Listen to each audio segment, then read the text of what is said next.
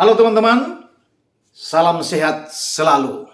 Kita mereview hasil pertandingan di leg pertama UCL, babak 16 besar yang berlangsung di Stamford Bridge. Kita semua sudah tahu hasil pertandingan antara Chelsea melawan tamunya Lille. Hasil akhirnya 2-0. Chelsea mendapatkan clean sheet. Hasil yang oke. Hasil yang tentunya diinginkan oleh semua fans Chelsea. Semua staf kepelatihan terutama bagi Thomas Tuchel. Walaupun sebenarnya kalau bisa dilihat memang Chelsea tidak tampil sangat impresif ya. Atau tampil dengan luar biasa gemilang. Tetapi yang dibutuhkan mereka yang sangat penting adalah menyelesaikan pertandingan dengan tidak kalah, tidak bermain imbang. Mereka menang bahkan tanpa kebobolan. Lini belakang menggambarkan sebuah kekuatan yang baik. Christensen, Thiago Silva dan Rudiger berdiri depan Mendy. Sangat apik, sangat kuat. Memberikan rasa frustrasi bagi Jonathan David, pencetak gol terbanyak di Lille, yang tidak berbuat banyak sehingga di babak kedua dia harus diganti oleh Edon. Bagaimana juga Renato Sanchez yang diharapkan mampu untuk bisa membantu David di depan sebagai gelandang dan kreator di tengah, juga tidak mampu berbuat banyak sehingga Renato Sanchez harus ditarik keluar lagi. Mereka perlu atau pelatih Jocelyn Gouverneur harus memainkan seorang Hatem Ben Arfa. Itu pun tidak berpengaruh banyak karena pergantian itu dilakukan di 10 menit terakhir di saat Lille sudah ketinggalan dengan 2-0. Kita lihat bagaimana starting 11 yang dimainkan oleh Thomas Tuchel. Sangat baik. Bahwa tadinya saya melihat Lukaku yang akan dimainkan.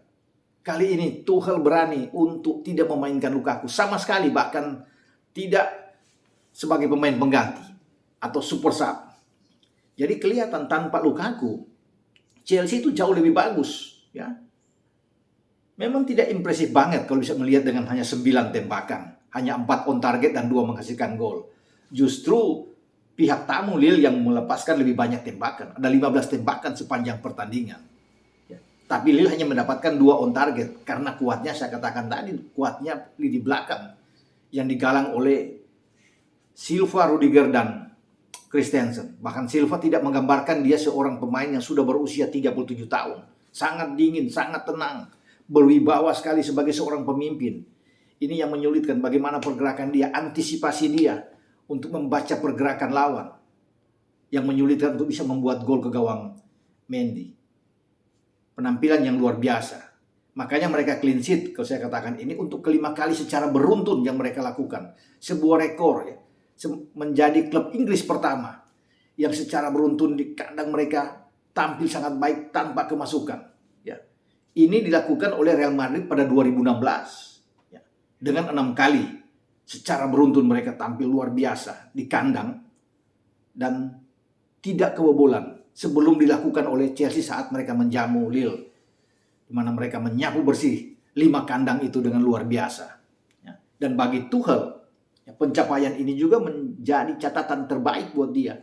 Sejak bulan Januari tahun lalu dia mengambil alih kepemimpinan pelatih kepala di The Blues menggantikan Frank Lampard. Tercatat 39 pertandingan di semua kompetisi yang dilalui Tuchel bersama dengan The Blues.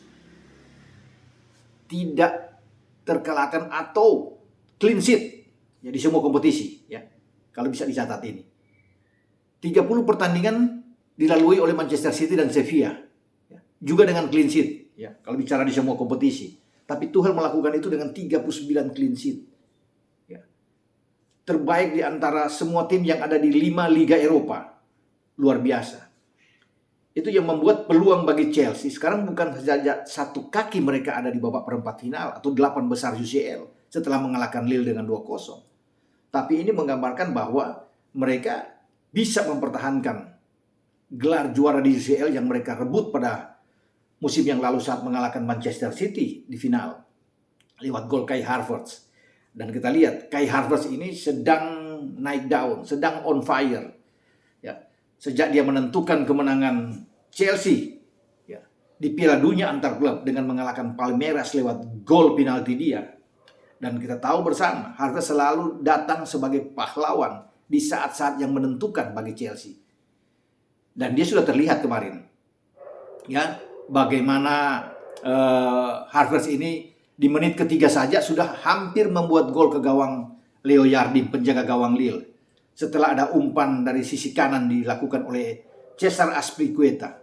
3 menit kemudian Pulisic masuk untuk memberikan umpan terhadap Havertz dan tembakan kaki kiri dia dengan susah payah dijangkau atau ditepis oleh Leo Jardim.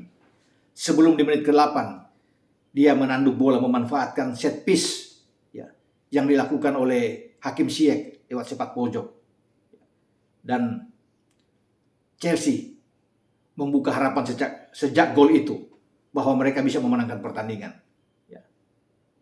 Walaupun di babak pertama hanya 1 gol dan mereka seakan mengalami kesulitan karena perlawanan yang kuat. Karena Lille ini bukan tampil buruk, mereka sebenarnya memberikan perlawanan yang oke. Ya.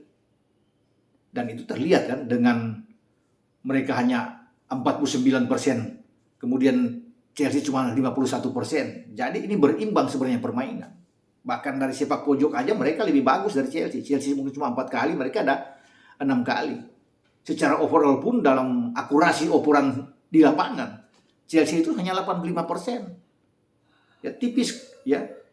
Kemudian Lille dengan 81%. Jadi kelihatan berimbang. Itu saya katakan walaupun tidak begitu luar biasa, tidak impresif, tapi Chelsea ini mampu bermain dengan sangat baik ya, mengontrol lawan untuk tidak bisa membuat gol. Ini yang paling penting. Dan mereka mendapatkan hasil yang maksimal. Kita lihat tanpa Lukaku jauh lebih bagus. Dengan false nine yang diperankan oleh Kai Havertz dibantu oleh Ziyech dan Pulisic, ini jalan dengan baik sebenarnya. Oke, lebih cair bermain mereka, ya, lebih enak kelihatan mereka bermain. Meskipun sekali lagi Lille tampil tidak buruk ya, terus bisa memberikan perlawanan, tapi mereka mendapatkan kesulitan karena yang mereka lawan adalah tim juara bertahan di Liga Champions, Chelsea, yang begitu kuat kalau bermain di kandang mereka, dan saya bilang mereka tidak pernah kebobolan. Ini menyulitkan bagi Lille karena ini untuk ketiga kali Lille kalah berhadapan dengan Chelsea di UCL.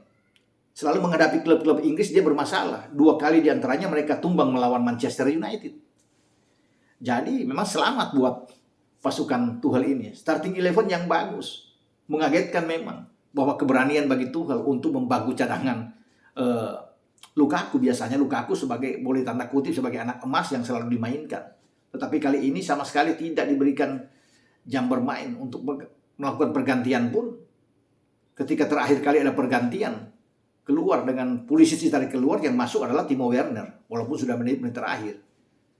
Ketika Hakim Ziyech keluar juga, bukan Lukaku yang masuk ya, untuk mengubah keadaan atau di lini serang.